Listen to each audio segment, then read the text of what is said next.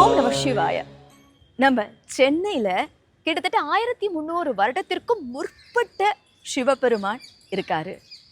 பல்லவர், சோழர், விஜயநகர மன்னர்களால திருப்பணி செய்யப்பட்ட திருக்கோவில். இங்க சிவபெருமானுக்கு பசும்பாலால மட்டுமே அபிஷேகம் செய்யப்படும். இங்க நவகிரக சன்னதியே கிடையாது. தேவர்கள் அமிர்தத்தால உருவாக்கப்பட்ட சிவபெருமான் இவரு. பிரம்மதேவர், சந்திரன், ராமன், பார்த்தசாரதி வழிபட்ட சிவபெருமான். இங்க சுவாமி ரொம்பவே பார்க்கறதுக்கு அழகா இருப்பாரு.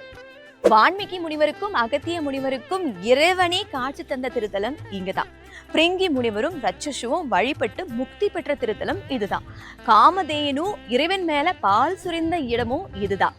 தொண்டை நாட்டிலேயே தேவாரம் பாடப்பெற்ற திருத்தலம், திருப்புகழ் கொண்ட திருக்கோவில். பாம்பன் சுவாமிகள் பக்தி பரவசத்தோட ரொம்பவே சந்தோஷத்தோட பாடிய திருத்தலம் இதுதான்.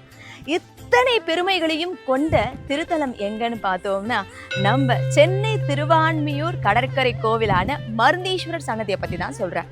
இது எல்லாத்தையும் என்னால ஒரு சில நிமிடங்கள்ல சொல்ல முடியுமா அப்படின்னு பார்த்தா கண்டிப்பா முடியாது. அதனால இனி வர இருக்க பதிவுகள்ல உங்களுக்காக சீரீஸா கொடுக்கலான்னு ஒரு சின்ன ஆசை. சுவாமியே மணி அடிச்சிட்டார். பிரம்மாண்டமான திருமண மண்டபம், அதுவும் நீங்க நினைக்கிற பட்ஜெட்ல நம்ம சென்னை திருவான்மியூர்ல இருக்க மருந்தீஸ்வரர் திருக்கோவிலுக்கு எதிர்க்க இருக்க அருள்மிகு மருந்தீஸ்வரர் திருமண மண்டபம்.